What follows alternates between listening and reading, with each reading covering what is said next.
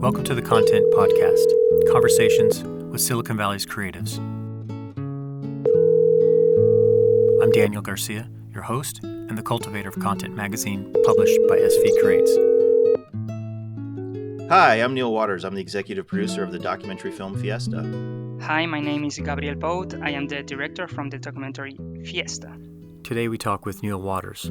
He's the executive producer of his independent film called Fiesta, and with Gabriel Pout, who's the director of the film that focuses on the Fiesta de San Fermín and the running of the bulls in Pamplona. Hi guys, thank you so much for joining me. I'm excited about your project. And first thing, I just want to say out that just as a photographer myself, it is shot just so beautifully. Thank you. Thank you. Yeah, you guys did such a great job on the visuals and just even like the opening scenes of on the ranch and seeing the bulls run through the countryside, and it's very peaceful, right? Yeah, very peaceful. And then just positioned kind of with like the new kind of windmills, kind of like harkens back to like Don Quixote or something. Old culture versus the modern ages. You know, I have to say, like when we first drove down to Cadiz, where that one bull ranch is, and I saw those windmills, I thought, oh man, this is so not the scenic view I was hoping for. But it works. It's like you said, it's kind of beautiful. It's and it's reality. It's what it is. That's what that ranch is. So yeah, that's cool. Yeah. So Neal, now you started this project back in 2017, but I remember you and Stan and just before you guys were getting ready to go. When did it kind of come about? When did the idea to go? Oh yeah, I mean the idea has been kicking around for a while. I mean, I had read Hemingway's book, The Sun Also Rises, long time ago, and was always fascinated by the Fiesta, the description he has in there. And then a few years later, I read probably like around 2012, I think it was. I read James Michener's book Iberia, and he gives a beautiful account in there. He and his wife it's a travelogue, and they're traveling across Spain, and he goes to Fiesta probably in 65, I think it was. And he's there at Cafe Aruña sitting with some of the friends that knew Hemingway, and they're talking about how Fiesta had changed dramatically since he had written about it. But then he's describing the scene in front of him, and I'm thinking, man, it's changed again dramatically from what they're describing to what it is now. And that was kind of the genesis for wanting to explore what this whole thing was, because at that point in 65, it was really starting to become a big international story. I mean, there were, like he talks about out on the plaza there, directly across from Cafe Aruña, there's all kinds of like American hippies. He said, smoking marijuana and enjoying the Fiesta. And I thought, man, now it's this huge event. It's televised every morning. The bull run is televised all across Spain.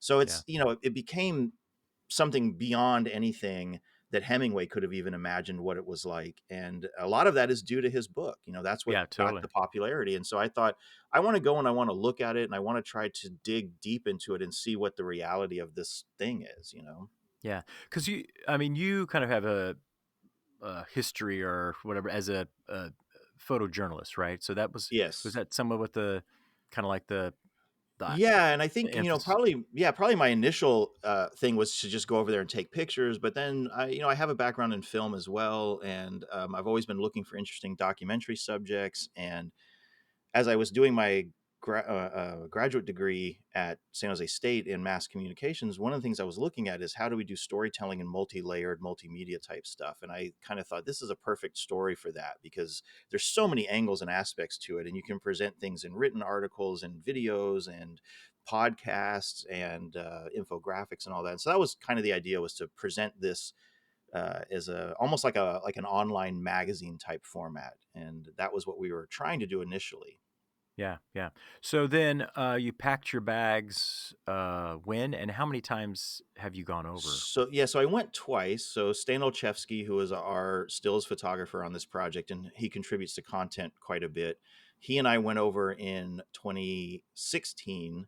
I went for the full 8 days. He, unfortunately, because of job obligations, wasn't able to be there the entire time. But we went and explored it together just to kind of get a feel for what it was. He had been once before years ago, and so we went and checked it out and got a feel for what it was, and then started planning the return trip for 2017. And so in 2017, I went over. By then, I had a producer in Spain, and she helped me coordinate a lot of interviews with the locals that we needed to talk to. We got interviews with the head of security for all of the Fiesta. We got the Yeah. police chief. We got the head of tourism, and we talked to a lot of amazing people. Yeah, that's the thing. Is some of the footage that you got, it seems like it was real, up close and personal behind the scenes, which was really cool. Yeah, It's not just we got a couple of firsts in there. Apparently, the two brothers that run Miura, which is the largest, most famous ganaderia or bull ranch in Mexico, I mean, in Spain, they've never given a public interview. And they sat down with our producer back in April of 2017 and did an interview. yeah, So we got a lot of cool little things like that in there. yeah, that's cool. So then, and Gabriel, how did you come to the project then? How did you and Neil and Fiesta hook up? Yeah, it was a pretty like good place to start for me because I was like finishing my college, my last college year. So a teacher of mine, he sent a recommendation to Stephanie, who were one of the producers back then. Hmm. And what happened is I start like working as an intern in the project. Yeah, Um, I am from Pamplona, but a thing with people from Pamplona is that like big families they used to go to vacations on those days because like Pamplona is like so crowded and yeah. there's so much like people in there that they use those days to go to vacation. So I I was never had the opportunity to enjoy Fiesta. So then, growing up as a kid, you never went downtown and I went a few ran with the times, but yeah. we never had that like fiesta spirit that a lot of Pamplonica people had. Oh, okay, And yeah, that's a thing that also like was strange to me because my parents met at fiesta. yeah, yeah. And That does seem strange. yeah, it doesn't have like a lot of sense to me. So Maybe uh, because they met there, they wanted to keep you away. yeah. So what happened was that this project gave me the opportunity to experience like the full package of traditions. And I don't know, Yeah, it was like so beautiful to me. I started as an intern, and after a month shooting with Niels, they gave me like the opportunity also to take the camera. And I don't know, it was like a pretty good project to a guy that just finished college can put his hands on. yeah, yeah, And I enjoyed it like so much. All the taurine stuff, the anti-taurino, and also like all the traditions, like the religion, the the gastronomy with food and wine, etc. It yeah. was a pretty amazing What would you say? experience. Well, yeah. What would you say was one of the most impactful things as far? I mean, there's a whole. I know there's a whole list of different things, but for you, what was one of the? What's something that really stands out that you kind of even still think about today about the Yeah, being a part of the project? there were a really intimate experience during the shooting where there's a scene where it's a pretty like short scene where the bulls go from the corralitos Hmm. to the little space where they are gonna sleep, and next day they are gonna run the encierro, you know. And Yeah, in that moment, that's like a pretty like difficult place to be and shoot it because like it's like only like a few people like like the chief police and the alcalde, and the major. yeah, It's like a pretty like VIP situation. So after all this transfer from the bulls from the corralito to to the little place where they are gonna wait the full night till the run of the bulls at the morning, we had like 30 minutes to an hour to be alone with the Oh, bulls. yeah. And we were like a meter in front of them, like a few feet from them, and they were like on quietly, and it was like such a beautiful experience to me. Yeah. Yeah. Yeah. Yeah, Is that's that whole thing the was actually kind of cool. That was one of the exclusives we got because they no one's ever been allowed to photograph that like the way we did. I mean, we had I think 6 cameras to shoot them as they came down the. What it is they yeah. move from one corral to another. They go over the bridge and down one of the little roads. But the problem is they don't want to spook the bulls because the next morning they have to run. So they turn off all the city lights. Everybody gets really quiet, Yeah. and then Yeah. the bulls move through the street very quietly. All you can hear is the clanging of the Their bell bells. on one of the cows, or I mean, on one of the steers with them. And the funny thing is, after that was done, I can't remember if it was the chief of police or was the head of security, but he said to me, he goes, "I hope you guys got what you wanted because no one's ever going to photograph this again." And it wasn't meant meanly. He was just kind of like, understand that you got an experience that no one else is ever going to be allowed to Yeah. have. Yeah. So It was we were kind it of was pretty blessed to cool. I have didn't that. really like notice like when it was kind of happening. It's like, okay, what's going on? They say, oh, this is just transferring to the place that's going to hold them to release them for the next day. Yeah. Yeah. But then, yeah, just to see even like the Gabrielle, what you're talking about, that kind of intimate scene when they're where the bulls are just kind of like in the pen and they're kind of standing there. You really do get this kind of peaceful thing. And it was funny. Yeah. I even thought the one bull with the big bell, Hmm. he kind of moved and then the bell went off and it was almost like he was like didn't want to move because he didn't want to make noise. It was Yeah, kind of interesting. what Yeah. they do is the bulls actually can get kind of skittish. So what they do is they put steers in with them. The steers wear the bells, and the Oh, okay. steers actually, bulls are herd animals, so the steers help calm them down because there's kind of like the steers are by nature more calm to begin with, and so when the bulls are around them, they kind of calm down too. So that's why they're there. That's just like me and my marriage. Yeah. Yeah. And I So and I let's can attest she does calm you down. yeah. So let's go over just a little bit of history, right? So it's the Fiesta de San Fermín, Yeah. correct? That's the Yes. full. Correct. It's Yeah, actually not the Fiesta of running of the bulls. So that's correct. So yeah, San Fermin, like the running of the bulls, it happens inside the Fiesta of San Fermin.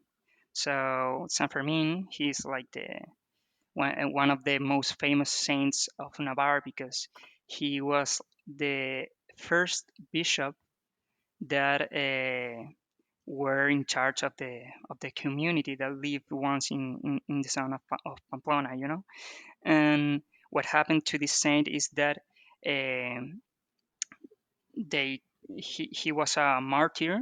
You say it that way, a martyr? yeah, Yes, yeah, martyr. Yeah, martyr. Mhm. And so they cut his throat. So that's why yeah, people in San Fermin wear the pañuelo, the red scarf. yeah, So that's the religious part of San Fermin. So what happened, like hundreds of years after that, is that they made like a kind of fiesta, but bulls related. Like in Spain, it was like pretty intense. Like all the bullfights, like in 1912, it was like pretty intense, and you yeah, can see like the first pictures where they start like making the running of the bulls, because what happened is that in the days when they make the ferias is kind of 10 days where all the ganaderos brings their best bulls and their best cows, and they bring it to Pamplona, that was the capital of Navarre, and try to sell them to people from all Spain, And yeah, what happens is that when they took the bulls from the um, the corralitos, that it's the place where they put them before they bring them to the Plaza de Toros. um, a few members from Pamplona start like running in front of them, and the tradition said that they were like the butchers from the street, that they were like the people that wake up like the most early to watch the bulls. They start to Yeah. run in front of them to see what they can buy, you know. Oh, And okay. So Yeah. try to check out the quality of the yeah. Yeah, meat see, by well, running with because it. yeah, so I mean, originally this, if you go back and look at the medieval Pamplona, there's a wall around the city, and there was a pasture just across the river on the north end of the city, and that was where the the ranchers would bring their bulls, and they would stay in that pasture, and then each day there was a bullfight and then they had to get the bulls from that pasture into the bull ring, and so that's where the bull run came from. That was just them moving that day's set of bulls into the Plaza de Toros, and like Gabriel said, it just kind of started out randomly. People would just start watching them, and then some of the younger men would run with them, and and then it just kind of grew from there. And but we're talking Yeah. about a tradition that goes back almost to 1200 AD. Oh, wow. Yeah. So basically what it was, that was kind of like a practical type of thing of moving Hmm. Yes. Yeah. the bulls from one place to Yeah. another. And then once there was the martyrdom of Saint Fermín, Hmm. that became like a celebration and a party, and the two just happened to coincide at the same time. Is that kind of, No, and then, actually, they were in two different Yeah. times. oh, really? Because, Yeah, so the Saints' Day, I believe originally was in October, and then the Feria was in the spring, and then at sometime in the late 1800s, they moved the two dates together to make one fiesta. okay, all right. Yeah. And so then the Fiesta de San Fermín, am I saying Hmm. that right, Yeah. Gabriel? Hmm. Okay. Yeah. Yeah. Um, is now it's in July, correct? It's like July. Hmm. It starts on the 6th Yeah. at noon and ends on the 14th at midnight. Yeah. Okay. Yeah. And then the bulls are run every day throughout it, right? Every Because morning. Yeah. Yeah. every morning. And um how it's not that long of a run. It's not like, I had the impression that, it goes and it's winding through all the streets and it's like a half hour of all these people, but it's a pretty short distance, correct? No, like Yeah. on a good day, if the bulls are fast, it can be done in 3 minutes. Yeah. Yeah, Yeah. that's crazy. 3 minutes, three Yeah. minutes and a half. Yeah. There's Oh, a couple okay. times, where like you might get what the like a lone bull who kind of gets separated from the herd, and then he Yeah. might drag it out into 5 minutes. Yeah. Yeah, yeah. So it's a pretty intense short time, and Yeah. Yeah. yeah, Also, you also kind of think that you run like the whole thing, but the thing is that you only run like a few feet, like 40 feet in front of the bull, and then you have to jump away Yeah. yeah, because they go like yeah. so fast. It's Yeah, incredible. you hear the Spanish runners, they talk about it, and they say that's one of the things that a good runner knows is not only when to start running, because you have to watch the crowd and make sure that you are out ahead of the bulls, but also to know when to get out. Yeah. Like, how do you exit? And Yeah. they a lot of the really good runners, they plan that. They know I'm going to start at this point and I have to exit by this point, and so they know how to Yeah, judge their run. Yeah. yeah. So, and now, what do they call the runners? What's that name in Spanish?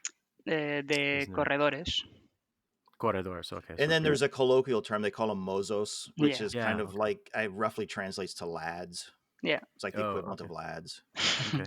So, and you interviewed a couple of the mozos or the the lads, Yeah. Yeah, and there was one, I think it was Javier Munoz, I think his name yeah, was, who Hmm. actually says like he was born to do this run. I mean, it was pretty yeah. passionate. Yeah. Was that He was probably one of the most passionate guys we interviewed. He's a really sweet guy. He goes by the nickname El Boti, and he's a smaller gentleman. He keeps his head shaved, and he is just so full of passion. And he is like, of all the guys we interviewed, he's probably one of the most educated on Yeah. what the bull run is. I mean, he starts at the very beginning. You'll see him in the film.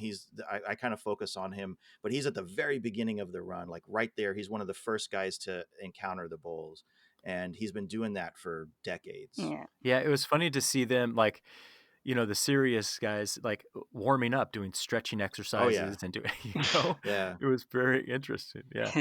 Well, so yeah, so let's see. Let's move a little bit to like the actual production of it. So, um, this is quite an endeavor to make an independent uh, documentary. And so, yeah.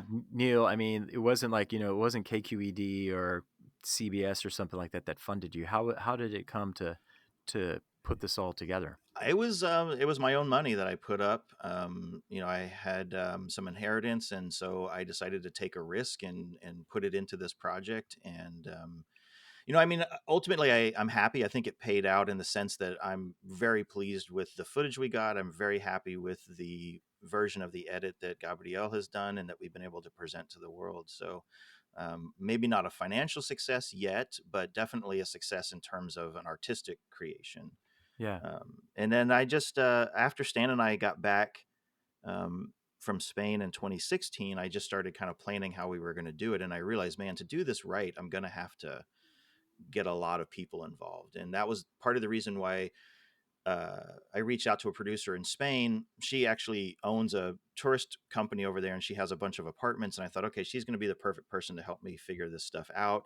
And I told her at some point, I'm going to need some interns. And that's how we found Gabriel. And we had Miguel and Yeah. Irene who Yeah. were with us for June. And then Miguel and Irene had to leave and Gabriel stayed with us through to the very end. Yeah. He was the champ all the way through. Yeah. Yeah. So But Gabrielle, so part of the project then you kind of started as an intern, but then you kind of helped direct, but it sounds like you probably helped with translation and then Yeah. what Yeah. what I think it yeah, how was, did your role morph? yeah, it was a really like curious way of doing things because as you said, I started as an intern and I was like trying to help like the I was like trying to help. That's it. In anything Yeah. I can do, like with cameras, cooking, translating to English because I was one of the ones that can understand like pretty good like English.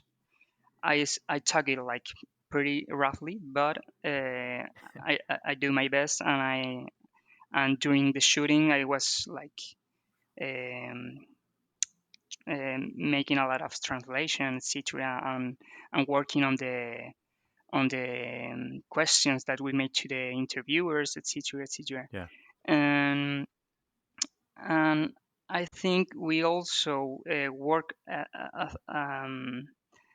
the structure of the documentary also with kind of my point of view because I Sure. was in that moment like trying to understand what is fiesta because if you put you in like in front of this like huge event where where you can find like so many things to do and traditions are mixed with party and and people from all the world and I don't know it's like so huge to talk about it and I think a really good thing that Niels does what was to set me to be the editor of the piece. Yeah. So what I try to make with this documentary is to try to understand what happened in San Fermin inside San Fermin and what happened to the people in San Fermin. Yeah. So uh, what I have in my mind is like, okay, if I do this like well, if I understand Fiesta using this documentary, like people from all the world that doesn't understand Fiesta as me can Yeah. understand it. Yeah, I mean, one of the things that we wanted to do is I wanted the film to feel and be more of an experience Hmm. than a lesson, so to speak. Like Yeah, that's Yeah. I really don't like narration in documentaries. I think it takes away from it. I think you should, as a journalist, I'm always about show, don't tell, and Yeah. so I feel like uh, we wanted something that was experiential, which is why the first half of the documentary there's really no dialogue. It's you Yeah. experiencing those moments And then once we get past that first encierro, then we hear the voices of people explaining why they're involved in it and why Yeah. the fiesta means something to them. And a quick note on how Gabriel went from being an intern to a director. The original plan of this was to be a multimedia online experience. And Yeah. when I got back, I was unable to continue raising funds to make that a reality. And I wanted to salvage something out of the project. And I remembered that Gabriel and my producer from here, Jennifer Gonzalez, had talked quite a bit while we were in Spain about the idea of it as a documentary. And they had already kind of in their heads together figured out a structure that they thought would work. And so when it looked like the project I wanted to do was not going to happen, I went to Jennifer and Gabriel and I said, "Do you guys want a shot at making the film the way you envisioned it?" And they both said yes. And so I flew Gabriel over from Spain, and he spent 3 months living here in San Jose, and they worked together to create this what we see now. And the only thing I Yeah. changed basically to release it publicly was I took the 1 hour film that Gabriel had made, and I broke it into two pieces Yeah. to make it a little more digestive for an online audience. Yeah. Later, we may restructure that and try to put out a longer film that we could release in a different fashion. But for now, I wanted something that we could get out there, because with no San Fermin this year, Mm-hmm. Yeah. there's a lot of people that are missing that. And so I thought this is a perfect opportunity to get something out there so people can enjoy not just our work, but also, again, because it's an experiential film, I feel like those who can't go this year can watch this and maybe get a little piece of, what they're missing. Yeah. Yeah. Yeah. So you just released it. We actually released it at noon on the 6th, just Yeah. like Chupanatso. So Yeah. Yeah. I was Yeah. I have a flair for the dramatic sometimes, and I thought, wouldn't that be kind of fun? Let's just release it at noon on the 6th, and so that's what we Did did. Did you wear a red bandana as you pressed the button? You know, I should have, but unfortunately, I was at work the day Yeah. it actually went Yeah. live. Well, actually, no, I wasn't even at work, because noon Pamplona time is like 3 a.m. here. I think I was Yeah. probably asleep. Yeah. Right. Yeah. But So yeah, what you is? must wear a red bandana. Yeah. Yeah. Yeah, every Yeah. day for the 8 days. Yeah. I wore one every day. Yeah, yeah. Yeah, that's cool. So then also too, now there's another story, because not only is there's the fiesta and the party and the running of the bulls, but there's also the animal rights activists Yeah. and right. So you guys have some footage and some stuff on that too. Hmm. Um, was that something going into it, Neal and Gabrielle, that you had already known about, or is that something that you discovered along the way? Well, I didn't know about it until 2016 when I was over there, because they every year for the past couple of decades, I guess, the group has, it's not PETA, it's another one, Animalista Naturalis, I think is what they call themselves, and they do a demonstration in front of the city hall Yeah. the day before. So on the Yeah. 5th, they do a demonstration. They've been doing that for years, and so Yeah. it actually has become a part of Fiesta as well. And so I felt like you can't tell the Yeah. story without telling that. And the truth is, Spain has for decades now has been having a conversation with itself Yeah. about what its feelings are towards bullfights and bull runs. Yeah. By the way, this is not the bull runs, the encierros and the Fiesta de San Fermin are not the only bull runs in Spain. There's about 1,000 every summer. Every little town that has bullfights has a little bull run. Oh, So okay. it's not just a thing focused on Pamplona. This is something that they've been having a conversation about for a very long time. And I felt to leave them out would Yeah. not be right, because Yeah. that is part of Fiesta. Yeah. Yeah. So, Gabriela, as someone who's, in Spain and grew up there, Hmm. what's kind of your kind of opinion, and even maybe some people around you about the treating of the bulls and bullfighting and all Yeah. that? So the thing it's that in Spain, like people, it's like pretty divided with Yeah. this matter. And with myself, I like when I started this project, I was like really like very open mind with every Yeah. part of the like anti-taurino and the taurino stuff. And because when the thing is when you hear a really like passionate taurino talking about the art that that happened in the ruedo, you kind of ended like buying his reasons.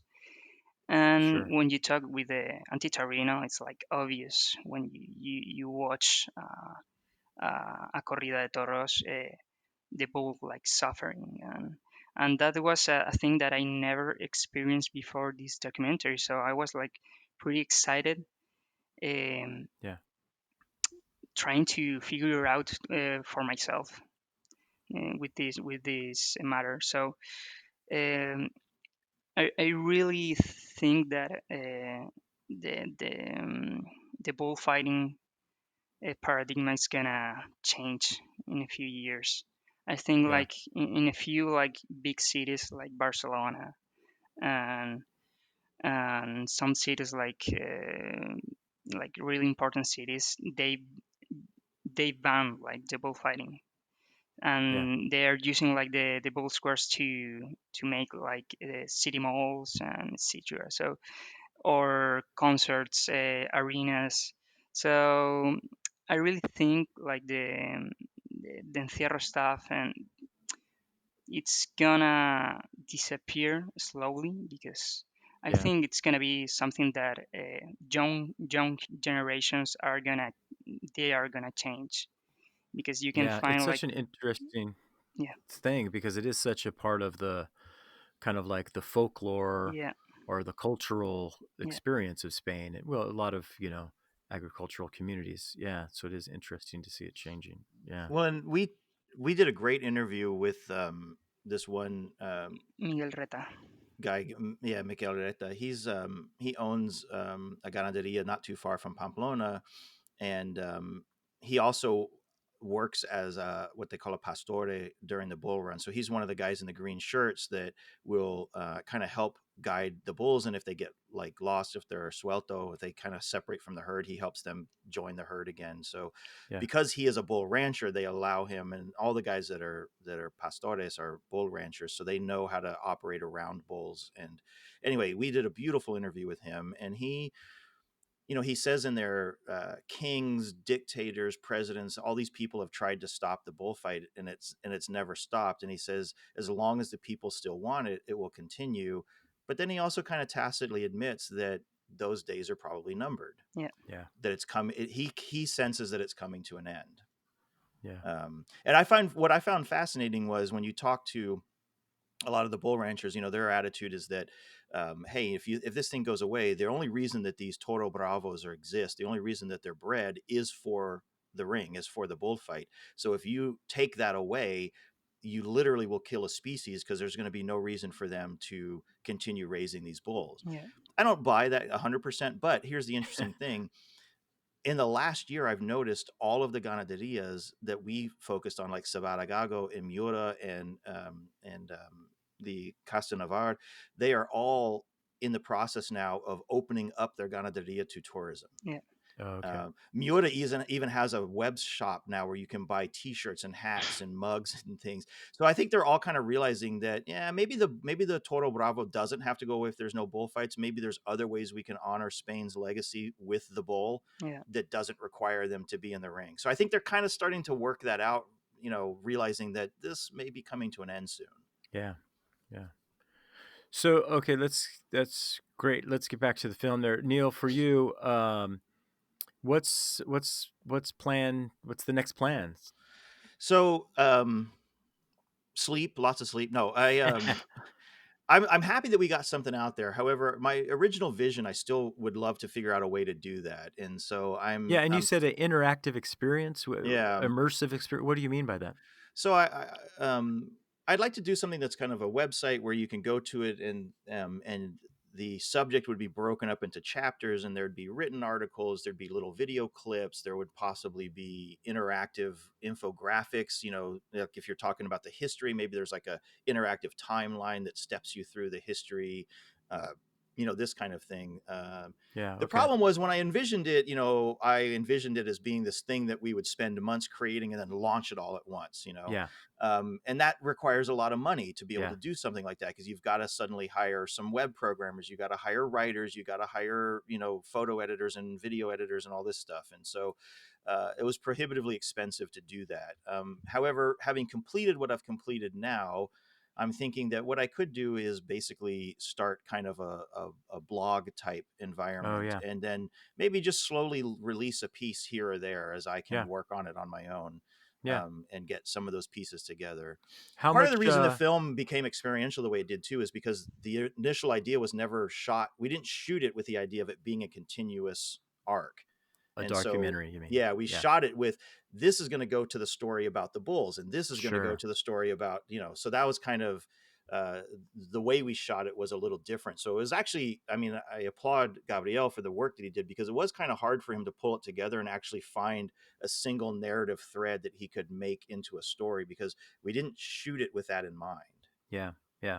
So, how many hours of footage do you have? How many photos do you Oh have? man. How many interviews did you I do? I think for the photos, I think we counted the other day, we have 18,000, I think. Okay, that's not bad. Yeah, not too bad. And then footage? Footage, I don't even know. I mean, Yeah, hours and I hours. I mean, we've remember. got, I remember when I was like editing in San Jose, I spent 3 weeks working like the whole week, only watching the whole footage. Yeah. 3 weeks just getting it every logged. day. Yeah. Yeah. Yeah, Just categorizing, see yeah, what was Yeah. there to yeah, use. Yeah. Yeah. Wow, Yeah. It that's took him a great. while before he could get to even a first rough edit, because he just had to Oh see yeah. what was there yeah. first. Yeah. Totally. I Well, mean, I how think I brought back 4 terabytes worth of data. yeah. So, Yeah. Yeah, well, I think that'd be a great, even kind of a website, right? That has those kind of like little breakouts, or even like yeah. a blog to have those little breakouts. That'd be kind of cool. Awesome. Cool. So Neal, for you, what is something that you learned, or what kind of challenged and changed you because of this project? Oh man, that's a tough one. Well, I learned, first of all, if you're going to do a really big project like this, it's better to do it with somebody else's money. That's number one. Yeah. And number two is, I tried to save money by all of us sharing apartments, and that, I think we got on each other's nerves by the end of this thing. So next time I do something like this, everybody gets a hotel room. Oh, so Um, next time you do, you have a plan for another. well, or maybe not Fiesta, but the next, if I ever do a project of this scope, Yeah. we're Yeah. all going to have hotel rooms, because you need a place to retreat. You need a place to, Totally. to go and be alone for a while, and Yeah. then, also, from a logistical standpoint, you got to build some more downtime in. We just didn't have enough time off in the month and a half we were over there, and it just kind of Sure. killed us in the end. I needed Yeah. to. What I should have done is made sure that we all took about 3 days off between what we did in June and then the start of Fiesta, because we just kind of barged right into Fiesta. I mean, we literally took a trip down the Cadiz to go to Sabaragago, the one ganaderia that we photographed them all getting onto the truck. Yeah. That was like 2 days before Fiesta started, and we had to drive. I mean, it's the other side of Spain, Yeah. so it was Oh, an eight really? hour an 8 hour drive down, shoot for 8 hours, get in the car, drive 8 hours back, just to be in time for the start of Fiesta for the Chupanazo. So, like, That's yeah, crazy. well, I'm not Yeah. going to do stuff like that again. Yeah. um, I What don't know. about you? Yeah, I mean, What yeah, about that's you, probably just it. personally, as just a person and a creative? Like, what do you think you learned from the experience, other than those kind of practical, which are big, but I how's it don't, changed you? yeah, I would say, as a creative, I've always worked in film, and one of the things I love about film production is that it is a collaborative art, and I always try to hire good people or work with good people, and then let them do the thing that they do and try to not micromanage them. And I think this really enforced that, because we had some great videographers in Spain. We had these three guys. It was kind of funny. We hired one guy called Ian, and then because of his schedule, he wasn't able to do every day that we needed him. So he had two of his coworkers fill in for us. But I didn't know who they were at first. So at the very first planning meeting we had, there's three guys there, but they're all Ian. So I've always just referred to them collectively as the Eons, because at the time, but those three guys saved our ass, because they're locals and they've been shooting Fiesta for years, and they knew all the tiny little things that Jennifer and I had left off the schedule. They would come back some days with footage and load it onto the server, and Jennifer and I are like, "What is this?" You're like, "Oh, it's this thing I saw down the street. It's really kind of cool." And we're like going, "Oh my God, that's amazing. Thank you." That's like, Yeah. so, so much of the footage that is really incredible is down to those three guys. They just Yeah. really, like, they worked their butts off, and they brought us some amazing footage. So the biggest takeaway for me on that is just it reinforces my idea: hire good people and then get out of the way and let them work. Yeah, that's cool. That's cool. Gabriel, how about you? What was something that you feel like? What was an effect on your life, either personally for because of this project? Yeah, I can say that always do your best. It doesn't matter the kind of project, but look at me. You can start as an intern and as a director. Yeah, And I don't know, it was like, and I also had to learn to enjoy and to enjoy like every moment of it, and because as Neal said, it's a collaborative art, and I don't know, I met like so many people, so wonderful people, and it was yeah, like a really like life changing experience. Like I went my first time to the United States, and it was kind of a dream for me to go, and yeah, also to be in California. It was like wonderful to me, yeah, and also to be how do you say, like to be kind of sure to myself that I can do, if yeah, I put all myself into it, I can really do like a good job. So yeah. Hmm. I'm happy for Awesome. this project and for Neal, and it was a really Yeah, really good experience. I have a lot of things to thank about to this project. yeah. Cool. Well, I Awesome. wouldn't have a film to present if you hadn't done good work. So thank you as well. Thanks, Neal. Yeah, there you go. It's a collaborative thing. Yeah. Exactly. Hmm. So Neal, how can people watch it, find it? Give us all the deets, and then we'll close. So the easiest way right now is if you go to vimeo.com/on-demand/fiesta, you can find it there. You can rent it, or you can buy copies, which you can then stream whenever and or download. Because it's on Vimeo, it's available basically on any platform that has Vimeo. So it's on Roku, it's on your iPhone, it's on your Android phone, it's on your Yeah. computer. So yeah, it's pretty widely available at this point. Awesome. Cool. Well, thank you guys for joining me for the conversation. And like I said, it was just stunningly beautiful and fascinating. You know, just seeing the intimacy with the bulls and seeing them transported, and then seeing the crazy people run through. Would either of you guys actually have you, or would you go into the street and run? I won't. I'm too old now. I really don't know, because I envy the people that run in front of the bulls. Like you can see all the adrenaline that they had, and how Yeah. joyful they are. Yeah. But I really don't know if I am capable of that. Yeah, that would It's be a an good. it's enough for me to sit on the barricade and take photographs. Yeah. I don't need any more than that. Yeah, yeah, that's good. Well, I'm going to sit on the side and watch the film. So, Excellent. thank you guys very Thank you. much, and I Thanks to you. appreciate it. And I'm looking forward to sending out the clip from people. So, thank you for joining.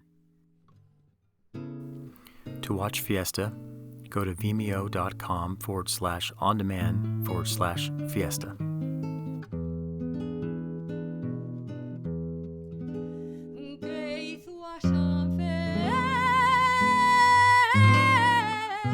Thank you for listening to the Content Magazine podcast. Follow us on social media at Content Mag. Subscribe by going to our website, content-magazine.com.